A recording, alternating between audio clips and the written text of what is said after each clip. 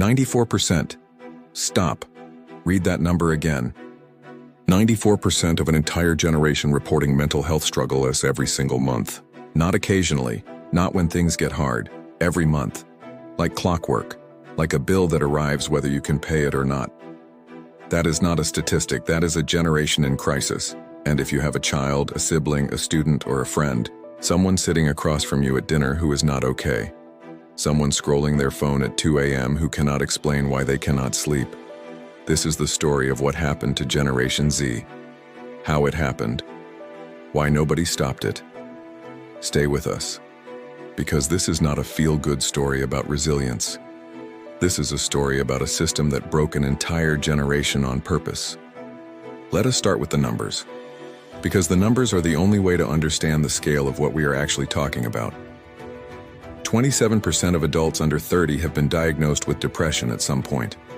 That number has more than doubled since 2017. 40% of Gen Z workers report feeling anxious or depressed at least a few times every week, carrying a weight previous generations called a breakdown. 75% of all lifetime mental health conditions emerge before the age of 24. This generation is hitting that window right now, and here's the number that should keep every parent awake.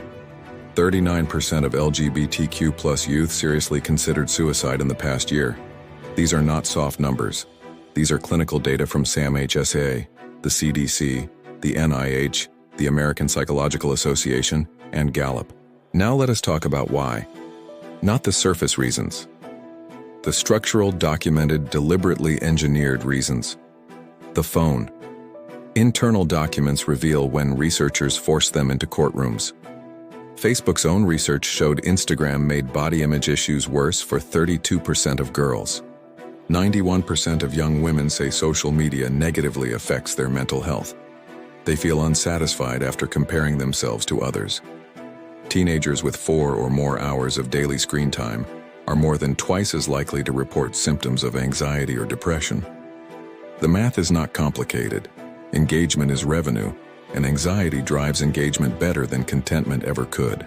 A platform that makes you feel bad about yourself keeps you scrolling. The algorithm that maximizes time is the algorithm that maximizes misery. Gen Z is the first generation that grew up entirely inside that machine. Now let us talk about the second layer, the economic layer. Because anxiety does not exist in a vacuum. It exists in a world. And the world that Gen Z is inheriting is one that previous generations did not face. 22% of Gen Z report feeling paralyzed by career and economic instability. Not worried, paralyzed. Unable to make decisions about their future because the future feels unnavigable. They are not wrong to feel that way. The class of 2025 stepped into a job market being reshaped in real time by artificial intelligence. Companies are using AI to automate the entry-level tasks, data analysis, writing, research, administrative work, that have historically been the entry point.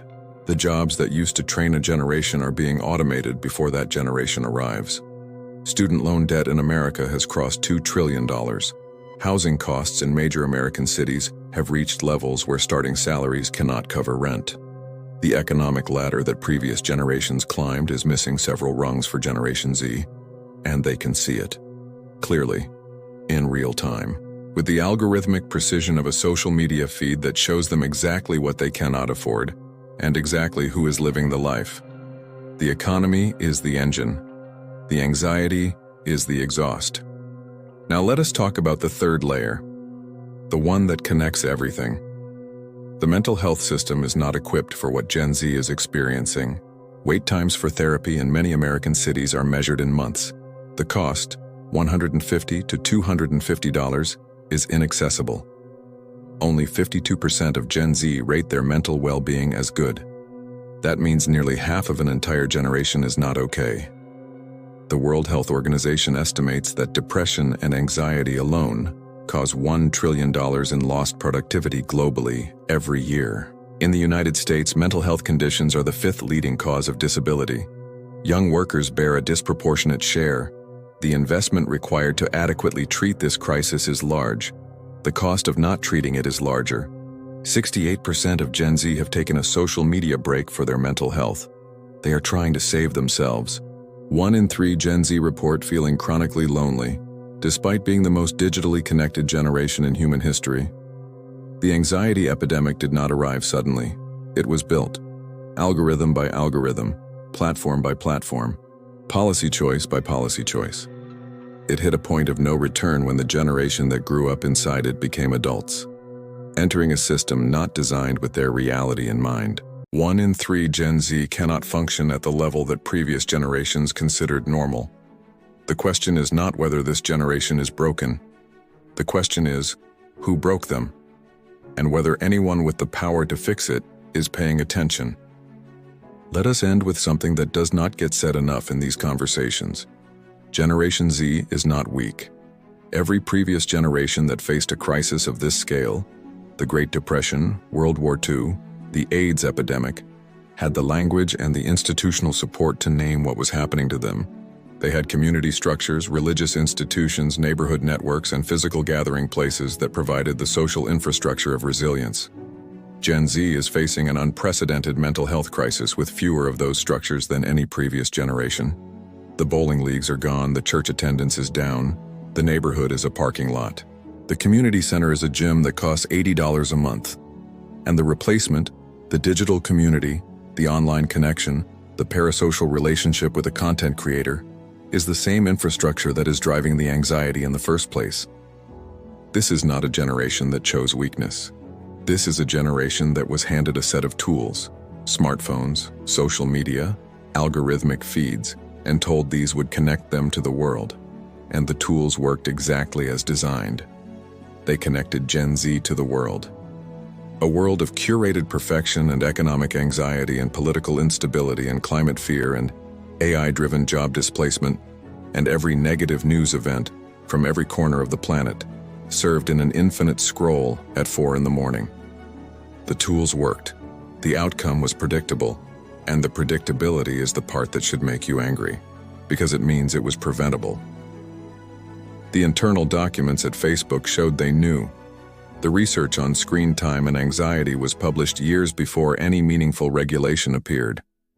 The connection between algorithmic social comparison and body image disorders was documented, presented to executives, and deprioritized because engagement metrics were going up. This is what a generation looks like when it is used as a testing population for technology that nobody fully understood, deployed at scale before the risks were mapped, optimized for profit rather than well-being, and handed to children before they had the developmental capacity to navigate it. 94%, 1 in 3, 40% reporting anxiety or depression at work several times a week. 27% diagnosed with depression, doubled in less than a decade. These are not failures of individual resilience. They are the measurable outcomes of specific decisions made by specific people, at specific companies who understood what they were building and built it anyway. The anxiety epidemic is not a mystery. It is an invoice. And Generation Z is the one being asked to pay it. The question, the one that every parent, every teacher, every policymaker needs to sit with, is whether we are going to keep sending that invoice to kids who never asked for it, or whether we are finally going to make the people who wrote it pay their share, 94%, every month. The bill has arrived.